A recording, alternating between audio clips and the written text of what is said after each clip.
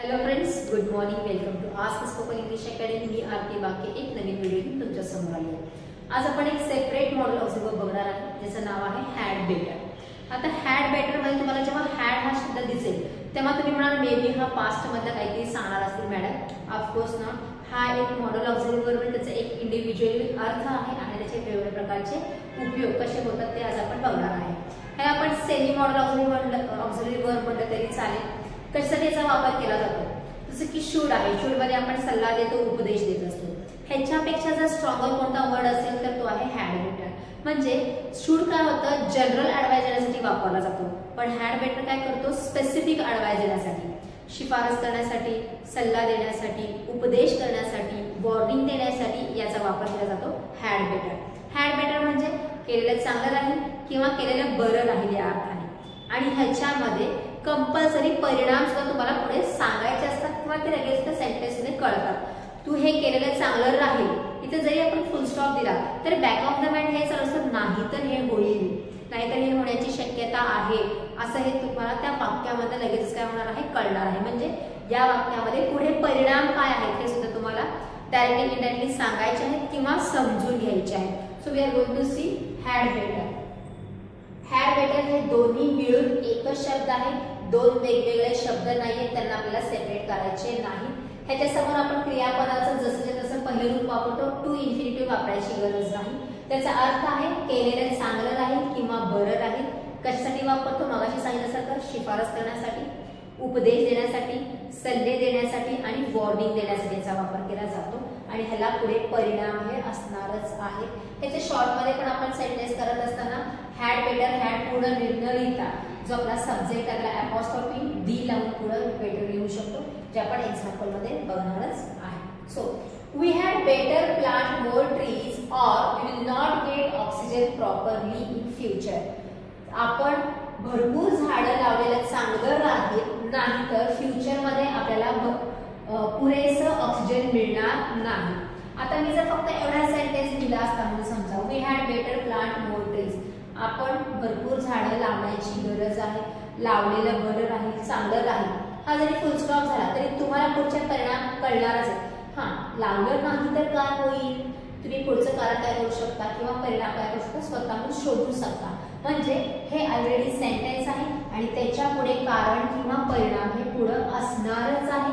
तुम्ही तो मेन्शन करा किंवा करू नका. सो हॅड बेटरच्या नंतर आपण प्लांट लावलेला आहे. प्लांट इथं ऍज अ वर्ब म्हणून याचा वापर केलेला आहे. Had better is the model of plant is the main verb. You had better study for exam. तू परीक्षेसाठी अभ्यास केलेलं चांगलं राहील. आता मी पुढे मुद्दाम परिणाम लिहिलेला नाहीये. नाही तर काय होईल, you can get your on answers. नाहीतर नापास होशील, नाहीतर चांगले मार्क पडणार नाही, नाहीतर पुढे ऍडमिशन मिळणार नाही. हे तुमचे परिणाम या वाक्यावरचे तुम्ही काय करू शकता, स्वतः शोधू शकता, हुडकू शकता किंवा तुम्हाला मिळू शकतं. सो प्रत्येक वाक्यामध्ये परिणाम लिहायलाच पाहिजे असं नाही, बट त्याच्यामध्ये तो दडलेला असणारच आहे. Yash had better carry umbrella. It looks it is going to rain. यशने अम्ब्रेला कॅरी केलेलं चांगलं राहील. असं वाटतं की पाऊस पडणार आहे. आता ह्याच्यामध्ये कॅरी क्रियापद आहे आणि हॅड बेटर मध्ये वापरलेला आहे. परिणाम सांगितलं की पुढे सांगितलंय अशी त्याची शक्यता आहे की पाऊस पडणार आहे, तर त्याने काय केलेलं चांगलं राहील, छत्री घेतलेलं चांगलं राहील. He had better not trust the peon for valuables, he might steal them. त्याने प्यूनवर विश्वास ठेवलेलं चांगलं राहणार नाही. आता बघा निगेटिव्ह करत असताना आपण हॅडच्या नंतर नॉट वापरलेला नाहीये. मग अशी मी तुम्हाला सांगितलं आहे हे दोन वेगवेगळे शब्द नाहीयेत, एकच शब्द आहे. त्यामुळे निगेटिव्ह सेंटेन्स करताना हॅड नॉट बेटर न घेता हॅड बेटर नॉट असं घ्यायचं आहे. ट्रस्ट विश्वास ठेवणे, व्हॅल्युएबल्स म्हणजे मौल्यवान गोष्टीसाठी त्याने प्यूरवर विश्वास ठेवलेले चांगलं राहणार नाही, कदाचित तो चोरू शकतो. इथं अगेन माइट हे काय आहे, मॉडेल ऑब्झर्व्ह वर्ब आहे. Seema had better tell Sudhir the truth as early as possible. जेवढ्या लवकर होईल तेवढ्या लवकर सीमाने सुधीरला खरं सांगितलेलं चांगलं राहील. जीवन सोबत बोलणं चालू आहे. Jeevan you had better leave now if you want to catch 4:30 bus. Jeevan तू आता लगेच निघालेलं चांगलं राहील जर तुला 4:30ची बस पकडायची असेल तर जीवन वापरता, लगेच निघालेले चांगलं राहील किंवा बरं राहील.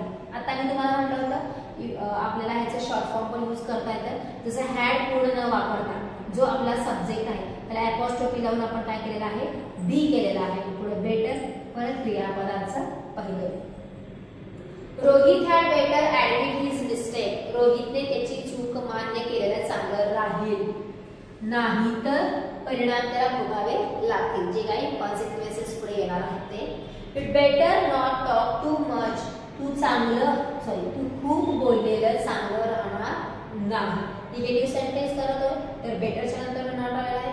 शॉर्ट फॉर्म करत असताना हॅड पूर्ण न घेता आपला जो सब्जेक्ट आहे त्याला आपण बी काय केलेला आहे, अपॉस्ट्रोफीचा वापर करून लिहिलेला आहे. सो प्रेझेंट मधले किंवा फ्युचर मधले सल्ले देण्यासाठी, वॉर्निंग देण्यासाठी, शिफारस करण्यासाठी, उपदेश करण्यासाठी, ज्यांना काहीतरी पुढे परिणाम आहेत हे स्पेसिफाय करण्यासाठी आपण हॅड बेटर या मॉडल ऑक्झिलरी वर्बचा वापर करतो. बोलत असताना याचा खूप सारा वापर केला जातो डायरेक्टली इनडायरेक्टली, फक्त आपण त्याच्याकडे लक्ष देणं गरजेचं आहे. अशा प्रकारचे कोणकोणते सेंटेन्सेस तुम्ही ऐकता किंवा बोलता ते बघा. हिंदीमध्ये आपण बेहतर होगा अगर तुम जल्दी आओ हे म्हटलं, बेहतर होगा हा जो शब्द आहे तो हॅड बेटर साठी वापरला जातो. So this is for today. Thank you.